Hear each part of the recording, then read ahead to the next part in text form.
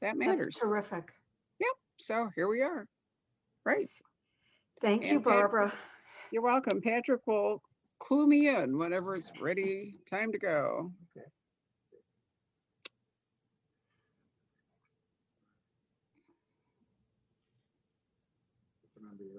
Oh yeah, that's over there. Sorry, I have to look at the camera over there, Jane, for a minute, and then I'll be looking up at you, and I'm going to hide myself, right, Patrick? Yep, we haven't done it this way for a little while, so there we go. Now you're the only person on the giant TV in the store, Oh, wow. so it's very nice picture of you, and I'm over here looking up at you when I'm not looking over there. Okay, right? All right, whenever you're ready, Patrick.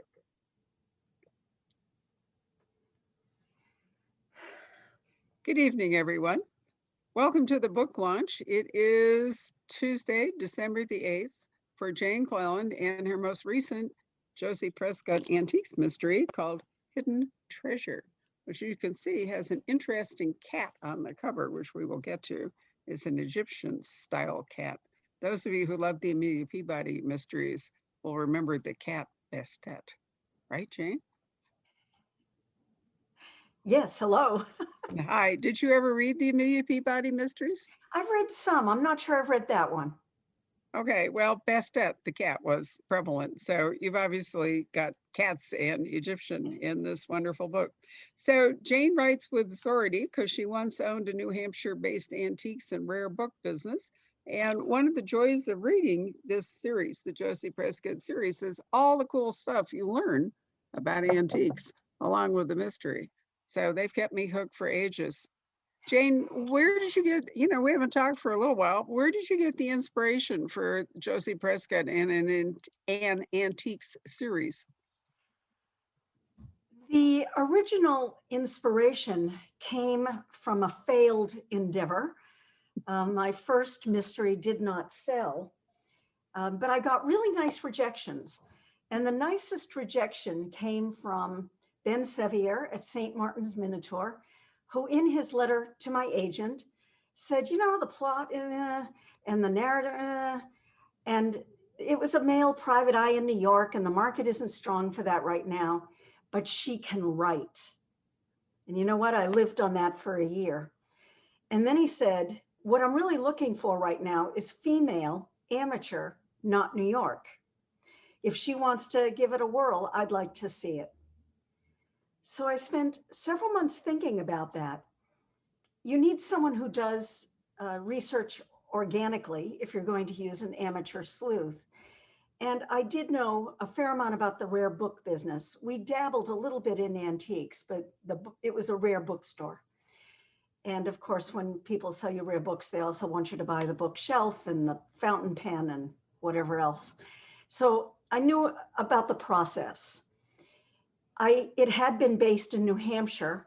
And so if I'm thinking not New York, I thought New Hampshire would be a good choice. It's an interesting juxtaposition. I had Josie move from New York to New Hampshire to start fresh. And she, this idea of finding community against the rugged, isolated, hard living coast of New Hampshire, I thought that would work well. So that's why Josie, that's why New Hampshire. And then that's really why antiques. I pick the antique, the pivotal antique in each of the stories, and there's always at least one or two others that are featured based on it's actually quite hard to find a worthy antique. It has to be something worth killing for. It has to be interesting enough, and I have to be able to access research. I have to be able to learn about it, so it can't be a one-off without context. Well, that all certainly makes sense. I think New Hampshire makes sense because if she's going to expand her antiques business and it will be a success, she has to have access to bigger populations. So, you have Boston in the area, you've got New York, even if the rugged coast of New Hampshire is isolated, it's not any great distance for people to come down there. And one of the things I've really enjoyed about the series is the way you have grown Prescott's Antiques from a, fairly modest beginning.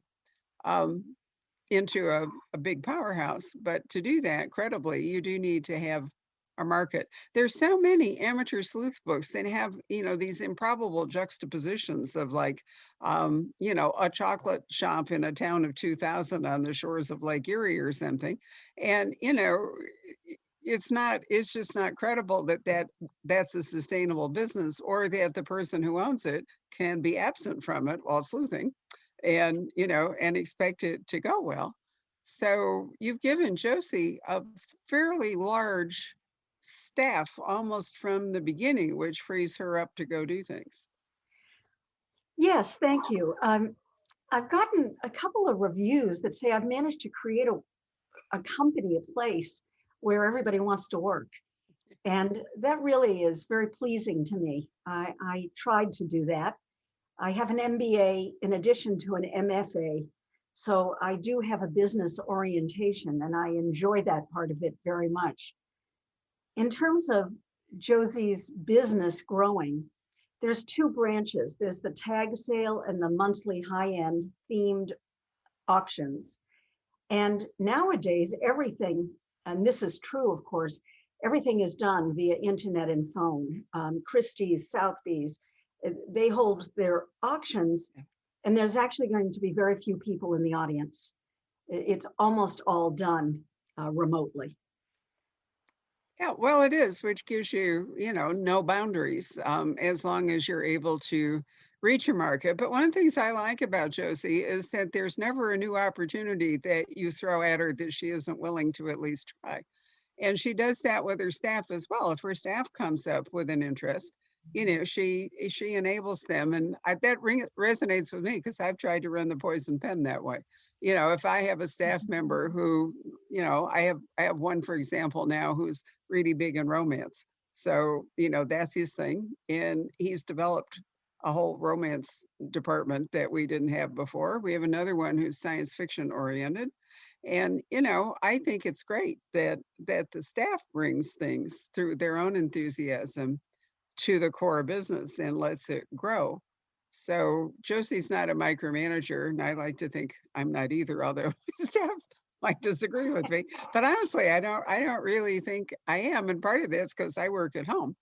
And in this new book, that is a big thing for Josie because she has invested in she and her um, new husband, who's been a great guy throughout the series. They have invested in a gingerbread Victorian, and it's going to need really major work, isn't it? Every inch. It has electricity from the 1960s, and 60-watt light bulbs are the top of the line there. So it needs infrastructure renovation, and then of course cosmetic as well. And they're trying to be very respectful for the charm and the craftsmanship, which is of course part of why they chose it, and the Right. location right on the ocean. But they're trying to retain the woodworking and some of the molding, and that's not so easy. It adds an extra layer of expense. It's always easier to just destroy everything. Well, that's true. And a gingerbread Victorian, by definition, is a house that has all kinds of embellishments. I mean, that was the style. And you see these wonderful photos of them, where they're quite ornate. Yeah. And so, to try to put like new electrical systems and new plumbing and, internet, make it a smart house, so to speak, without destroying that is a real challenge. So that's running in the background the whole time of hidden treasure. And as I say, I especially like that. But to go back to the staff, how do you decide which new idea the staff member is going to get? Are these things that interest you that you run across and you think, okay, I'll give it to, this person on the staff and let them do it? Years ago, like around book 2, 3, I think 3, uh, my editor took me out to lunch and said, you got to tell Josie to get a grip. she's still upset about, let me just, in 2 sentences, explain the backstory. Sure. Uh, Josie was caught up in the big price fixing scandal that happened at a couple of the major antiques houses here in New York. That actually happened. Now, what in my books, Josie was the whistleblower. Well, you know what happens to whistleblowers? It's not so nice. Um, she got chased out of her job for not being a team player. She lost most of her friends. She was hounded by the press. It was really horrible. And then a couple of weeks later, her boyfriend at the time, who was always and only referred to as Rick the Cretin, dumps her for being a downer, his word. And a couple of months after that, her father dies. She guided herself, and still does, by her father's precepts, one of which was, when you feel as if you're at the end of your rope, tie a knot and hang on. And if you can't hang on, move on. Well, she hung on for a year and then she couldn't do it anymore and she moved on. And that's why she moved to New Hampshire to start the new business, to start a new life. She is a she is committed to doing the right thing. That is a guiding principle. And part of that is nurturing her staff and being open to new ideas. But along this time, around book 3, I was still having her be sorrowful and mournful. And that's when my editor told me that she had to move on. That really, I mean, I had to rewrite the whole manuscript. It was a kind of nightmare experience, but I did it. And Josie lived on. And what it taught me was the bigger picture lesson that if you want your series to last, if you're writing a series, all of the ensemble characters have to have their own lives and motivations and challenges. But Josie has the need of a partner. In fact, she winds up with two. She has a reporter who helps her out, and he's kind of a jerk, but at the same time, he's being in it. Well, he is, a reporter, and she has a soft spot for him. But let's talk about Ty, because he's evolved and their relationship has evolved throughout the whole series. Yeah, and he actually does not help her. The police chief, Ellis Hunter, does. And because I wanted Ty Alvarez, because I wanted Ty and Josie to be romantically involved, I had to get him out of the job of being the police chief. So he is now the head of training for Homeland Security for the tri-state area, which in that window of place is New Hampshire, Vermont, and Maine. And I did that because you don't want to be writing, I didn't want to be writing women in jeopardy books where she's surrounded by all these men who come swooping in to rescue her. It has to be Josie doing the work. She has to do the deed. Now, the reporter, Wes Smith, who is, half yellow jacket annoying and half kid brother annoying, but she does have a soft spot for him. He has contacts everywhere, so he can find out people's finances and alibis and so on. Ty guides her in the straight and narrow a little bit, where that's her instinct, and she's never going to do the wrong thing. But sometimes she wants to take a little shortcut. And he just is like, that's against the law, right? Right. And no, not really. If I do it this way. And anyway, I think that's kind of fun. He's a great guy. I like him. I like Ty. Do you I like like Ty? him too. Yeah, no, I like Ty very much. And I'm glad that he has evolved in that way. And I do think that sending him off, um, you know, to jobs outside of their community is a really good thing. It also offers you an opportunity to expand the series. If he's down in Washington, it's possible that Josie can do some travel and so forth. Although most people who love series don't like the protagonist to travel far from home. Well, I don't want to do any spoilers, but no one should worry. Josie's staying in Rocky Point. Yeah, but it's fine if part of the investigation. I'm a huge fan of Archer Mayer. I love his Vermont-based police series. And Joe Gunther, is absolutely rooted in Vermont. He was local in Brattlesboro, and then, now he has a statewide remit and all the rest. But he has, over the course of, I think it's now 32 books, he has pursued investigations outside Vermont. In order to, I mean, Yeah. the anchor cases in Vermont, but he's been down to New York, he's been various places. Well, And Josie went to Boston once, yeah, maybe twice. yeah. So I mean, I think it's credible to do that.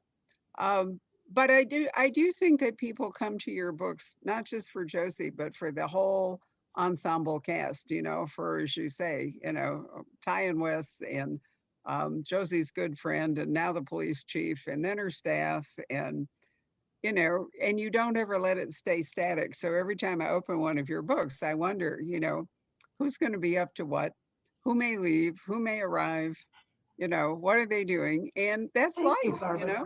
That's great. Thank you very much, Barbara. That means a lot. Well, I think you've done a great job. Now let's talk in this particular book. You have decided to look at an Egyptian antique. What brought that to your attention? And it is the cat, which is why there's a cat on the cover. Excuse me. I decided I wanted to focus on cats. I'm actually a huge cat person myself. I love cats. And I think that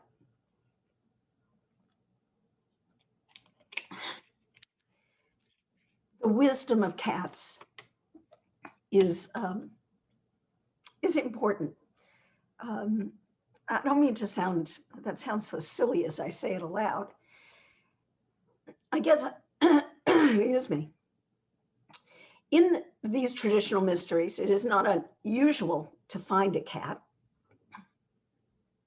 Josie's company has two, Hank and Angela, and they're both, by the way, based on cats I have known and loved. Thank you. My husband is slipping me another bottle of water. Thank you, Joe. Isn't it annoying like that, a coughing fit overcomes you? It usually happens to people in the middle of a crowded theater or the movies. Or in my husband's case, he does this during football when he gets all excited. So you just have to roll with it. Yeah, well, I appreciate that. And it just swallowed air the wrong way, and there you go. Right. I really am just excited. I'm always excited to talk to you, Barbara. It's true. And I just want to mention for the record, every book that has come out, every one, my first stop is to go to Arizona to Barbara's wonderful Poison Pen bookstore. And we always have some event or other there. And it is always an honor and a pleasure. And I've been so sad that I couldn't come out. I'm in New York, you're in Arizona, that I couldn't come out this year. So this is what we're doing at this time. And there will be a Josie 14, and I look forward to being there next year. Well, I certainly hope you will, Jane. It's really been a pleasure to do this with you. You've taught a couple of writing classes for us while you have been here. And I didn't mention that Jane has won an Agatha Award for one of her books on the craft of writing. Two Agatha, sorry. Back there. On crafts. So she's obviously made great strides over the years in not only writing her own books well, but learning it well enough to impart that wisdom to others. Well, I want to come back to the cats, but while you're there, let me just make the following comment. I started studying the craft of writing to improve my own writing. I have found that by researching the nuts and bolts of books that I wish I'd written, that I just admire what they'd done, with an eye for finding patterns, I did. And that becomes enormously valuable. Now I have this information, the question becomes how to apply it. And that's what I've been working on in the last couple of books in particular. I really focused on writing better. I always try to write better, but that was more of an esoteric idea, an abstract thought. Now I'm being quite specific. I want to do this thing better. And I started writing articles for Writer's Digest magazine. I'm now a contributing editor for them. And that led to uh, one of the first craft book. And really the big breakthrough was realizing I think I'm quite good at plotting. There's two ways people plot. You come up with a plot, and then you figure out what people would do those things, and that's how you develop characters. Or you develop the characters, and then you challenge yourself to figure out what those people would do. I'm the former. And so I developed my plotting roadmap, and that really seemed to resonate with a lot of people. It was a way of thinking about the whole idea that was new. So that's why the books happened. It's just been enormously gratifying. I'm actually offering free monthly writing webinars, and people can just go to my website, janecleland.com, sign up. It's free. It's an hour. And they're on topics about craft. In terms of back to Hidden Treasure and the cat and why, I wanted cats. And in thinking about cats, there's a fair amount of art about cats, and there's I needed, it's hard to find the right antique. And so I have always had a certain fascination with why ancient Egypt revered cats. And it is the goddess that was translated into this form. And you certainly see it when you know cats. What's the old saying? Dogs have owners and cats have staff. And, it's 100% true. Yes, And that's why I have dogs. Oh, do you? Yeah, real. Yes. And if I'm a cat person, you should see my husband. Oh my God, he's part cat. And you say that to him and he goes like this. What do you mean? He has little comfort stations set up all around for them, and he does concierge delivery of their evening treats. So I know cats well, and I can imagine why a cat lover would have made her a goddess. The problem is that because they're popular, there's a lot of replicas out there. And so it becomes a question of how can we possibly tell if this cat is real? And that's what the book is about. Well, not entirely, but yes, that's the central antique and the central antique mystery. And, it seems to me in virtually every book where antiques figure into the plot and are part of the motive, the real question is provenance. It isn't just, is it fake or not? But because even fakes have value. If you think about it, the Vermeer forger, Van Meegeren, some of his paintings are worth not as much as a real Vermeer, but a lot. So, whether it's real, whether it's fake, you're still stuck with this whole question of provenance. Where did it come? What is the chain of ownership? It's Exactly. actually like real estate. I used to be in a law office back in Virginia, and its primary function was real estate law. And in order to sell property, you have to run a chain of title, which takes you, to the courthouse. And it's particularly interesting because Virginia was originally, that part of Virginia was part of North Carolina. So if you want to, if you go all the way back into the 18th century, which you have to do in a lot of cases, it's a whole chain that you have to work your way forward to. Who owned it? What were the restrictions? What were the covenants? What happened? And that's the same with antiques, isn't it? Really, you have to try to go back to the point of origin if you can find it, and then work your way forward and determine, all the things that are important. Who owned it? Who sold it? Was it sold? Was it stolen? Is this the real? Is this the fake? If it's fake, does Absolutely. it have value? Blah, blah. And it just goes on forever. So And I you think, just named the two ways it can happen. You start back, if you know where it was manufactured or right, crafted or painted, created, you can go from there forward. If you don't, you have to start with where it is now and go go backwards. backward. Right. Yeah, it's And so fascinating. obviously for Josie, she's going to have to do what? The go backwards part, because she That's has right. this thing. And the question is, what is it? And And in the end, though, isn't the value largely determined, Jane, by what anybody will pay for it? I mean, you can have something that might be, to all intents and purposes, valueless, but if somebody really wants it, then they'll pay a price for it, and that has some value. I'm always amazed at artworks, how they fall in and out of fashion. Particular artists. There was a piece in the New York Times Magazine last week about Rosa Bonheur, who basically sank from sight, and now there's a whole kind of bring Rosa back routine going on, and stuff that belonged to her or was relevant to her is suddenly taking on value from being essentially junk. And so there are whole cycles in, what's fashionable, what does somebody influential want, who's collecting what. Um, Well, and here are so the value is a factors. very slippery thing, I think. Here are the factors Josie considers. First of all, rarity, how many of them were made? Then scarcity, how Right. many of them are extant? Then association, which is who owned it and was that person important or interesting or popular for some reason. Provenance, of course. Condition is very Yeah. important. And then trends, the popularity. And that is what you're talking about right now, which is 100% true.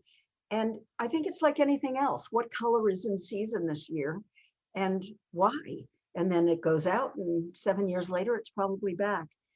There are the pendulum swing. Well, absolutely. And I think, to stay on top of the antiques trade, you have to be able to ride with that. It'd be ideal if you could forecast it. I mean, for example, I am forever being asked, what's the next big thing? What is going to be the next big bestseller or subgenre or so forth? And you know, it's really difficult to see that. If I could, I would obviously make smarter buys. So I was just going occasionally, to say, what's your answer? well, over the years, it has varied dramatically, and there is a cycle that you can see when something is a runaway bestseller. Let's take the Da Vinci Code, which is probably the easiest example that I can offer. When it came out, and I did an event with his editor recently for a different book, and we had a really entertaining conversation after the formal event, he and I, about the Da Vinci Code, which I won't reveal. But in any case, once it came out and it became a bestseller, it creates this bandwagon effect. And so for like 2 or 3 years, every other book was a religious conspiracy thriller, and I called them Da Vinci clones. But Uh-huh. the thing is that after a while, it becomes overweighted. There's so many of them that people get tired of it, because if that's all there is to read, it begins to pall. And the bad ones then tend to drag down the good ones. There are fewer good ones as time goes on, because the really good ideas and the good energy has already been burned up. And so you're getting more derivative kind of a stuff. And And that's so, like the unreliable narrator of the After Gone Girl. yes, which I keep praying will disappear.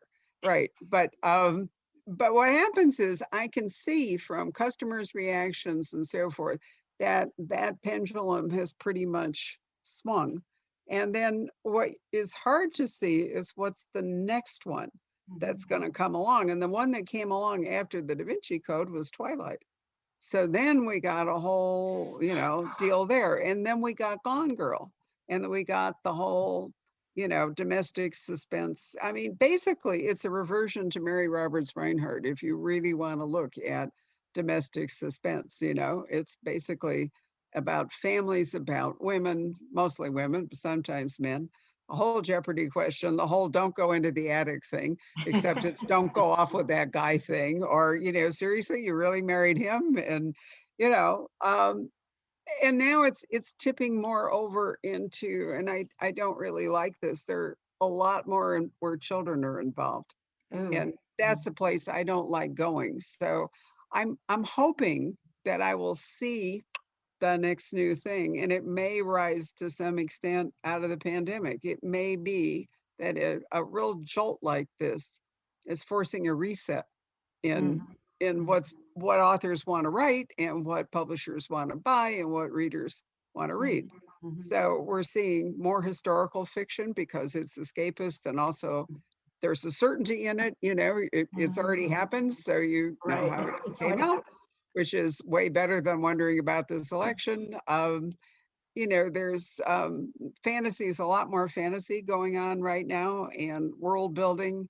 I think the dystopian thing is giving way slightly to fantasy because it's so dystopian to live right now. Who really wants to read about it? So we'll see, how it goes. But I think that this is true, certainly in the antiques business, is what people want follows. I mean, if you read historical fiction, you know that in the Regency, people wanted to throw out their beautiful Chippendale or whatever it was, and they wanted to buy cheese. The Napoleon new brought, thing. all the sort of Egyptian and furniture, and then it was incredibly dated within probably 20 years, and then everybody wanted to get rid of that, and then we got the Victorian stuff, and then people got tired of that, and so in furniture, home design, this goes on all the time too, and so antiques obviously have to follow that because people want antiques as part of their decor, part of their everyday life. If they're not collecting it in a museum way, a lot of people like to have antiques just to surround them. Thank you. That was fascinating. And so therefore, hopefully during this period of time, people want to spend time in the sweet and decent world of Rocky Point, New Hampshire. That's Well, what I I hope try to so. create, something that's sweet and decent, but not saccharine at all. People are real and things happen and they have their lives, but you're never going to see a child hurt or an animal hurt, heavens. And order will always be restored from chaos. Yep. Well, I do think that your books are always very satisfactory in the sense that you bring them to a good end. Nothing's more disappointing than reading a book and having the end let you down. Um, and I think you're very good at the way that you bring everything to a conclusion. Oh, that's exciting for me to hear. It's very hard and I try hard to do it.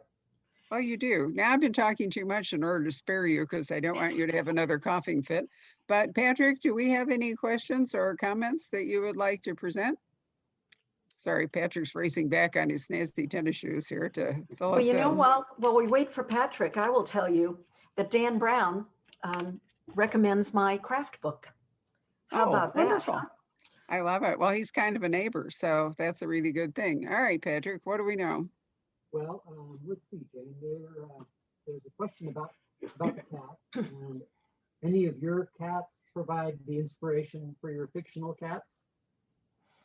Could you repeat that, Barbara? I Do couldn't any hear. of your cats provide the inspiration for your fictional cats? We kind of touched on that, but people are Yes. fascinated by the cats.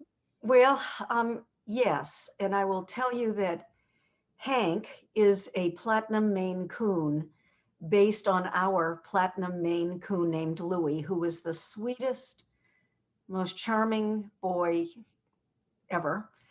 And the name Hank came from a cat that um, my husband and I spent time with when he was on the road. My husband is a musician and he traveled for 2 years with Les Mis.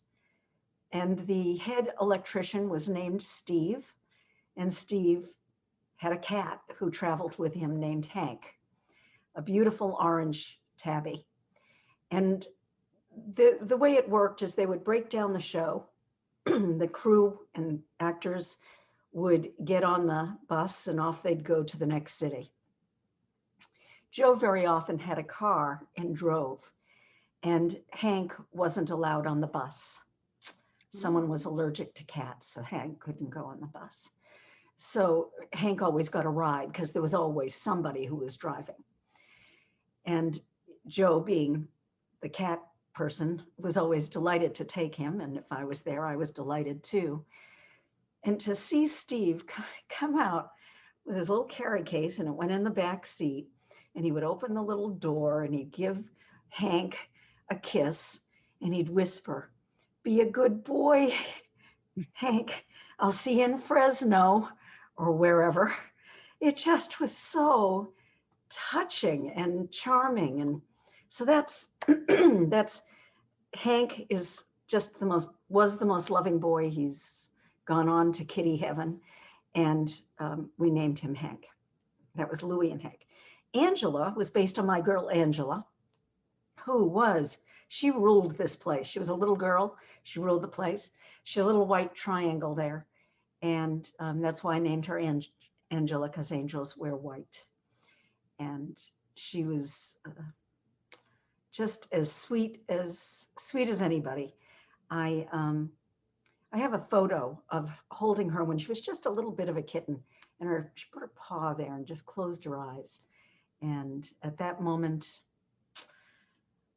I consider me wrapped around her little paw. Well, it's nice that you can keep them alive in your books. Absolutely. I cherish the memories. Did you already ask if she has plans to write a different kind of series? Or? No, I haven't. Another question is, do you have plans to write a different kind of series? You know, I wrote a middle grade mystery. And I think the mystery is pretty good. I'm pretty good at plotting. It did not sell. And the feedback was pretty consistent. And what I learned is that I don't have a kid's voice. I'm just not, that's not what I write. I wanted to try it because I love to read. You know, I've been a reader all my life, but I just thought it would be really fun to hook readers young. So that was my motivation. I am now working on something in a different genre. There's still a mystery in it, but it's more closer to women's fiction. And we'll see. This is, on one level, the project that will not die. I've been working on it for 5 or 6 years. Mm. And it's a bigger concept book. We'll see. Okay. Anything else? Well, there's a question that's, does Jane prefer to write craft books or her Josie series? So the question is, do you prefer writing your Josie series or your craft books? Or are they, I would add, are they so different that it's not really a question of prefer? It's actually a very hard question. And it's because I do like writing them both. They are really different. I think I find writing nonfiction harder. And I'm not sure why. The research that goes into the nonfiction is enormous. I had to read like 200 books in a year.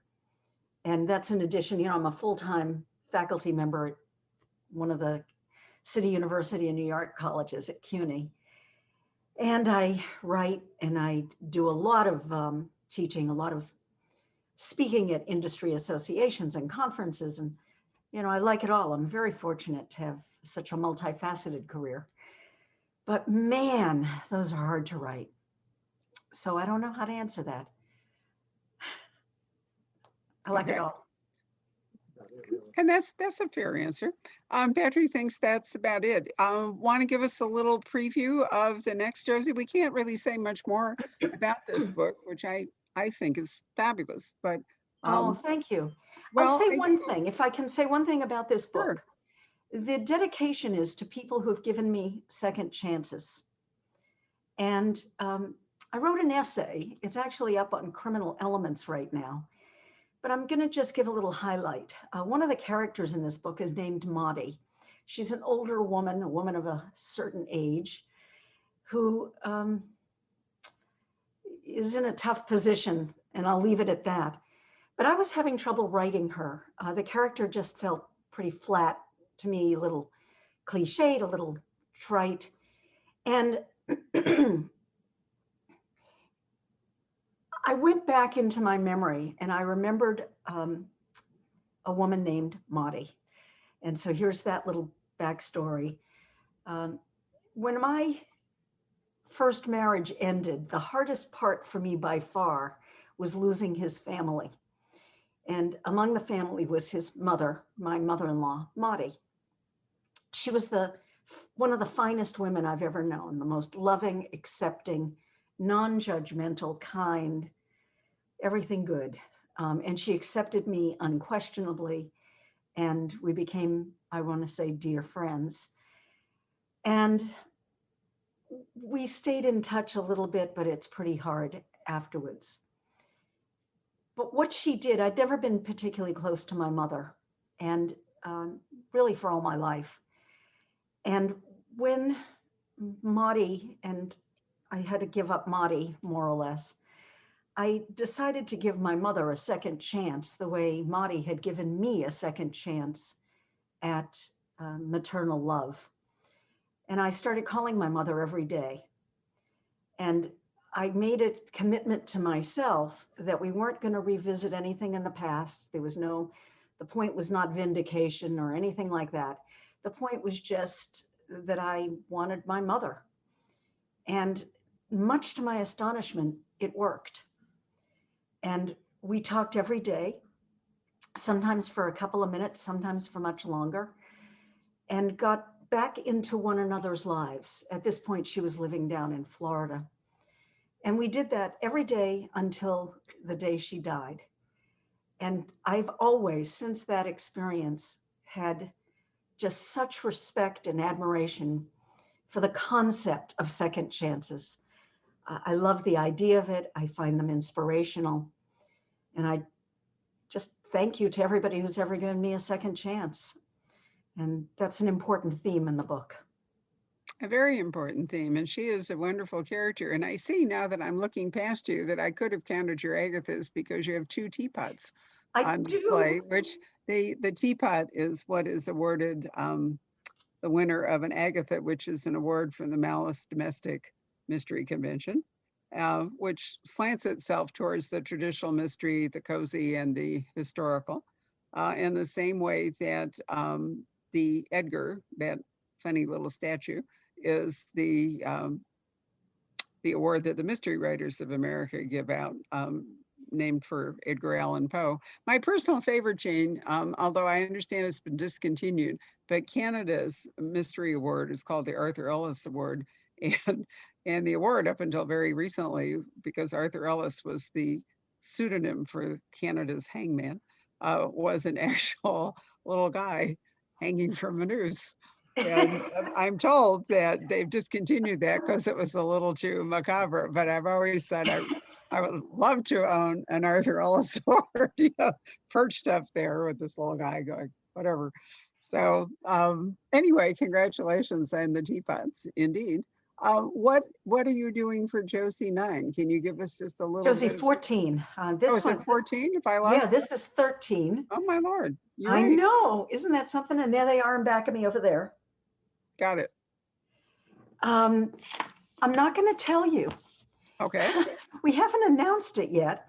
The manuscript is with my editor, and I'm looking forward to feedback. It'll be out next fall. I'm really, I got to tell you, excited about this book. It's a very special antique, and big things happen to Josie, and I'm excited. Oh, good. Well, all right. On that note, I don't think we can possibly end it with a more exciting revelation there, even if it's not a revelation. So thank you, Jane. I want to thank all of you. I'm sorry I talked so much, but as you can see, Jane was really having trouble, so I thought I would just cover up. I appreciate it. Well, and it's just a great pleasure to be here with you all. Sorry, everyone had to hear me cough. There you go. It's perfectly okay. You know what? We can't control everything that goes on around us. And I'm grateful that we have Zoom, because even if it's not as wonderful as you're being here, at least it's an opportunity for us to connect. So thanks, Jane, for spending some time with us. Let me wish you a very happy holiday. And the same to all of you who are watching. Good night. Good night. Kings River Life magazine now has a mystery podcast called Mystery Rat's Maze.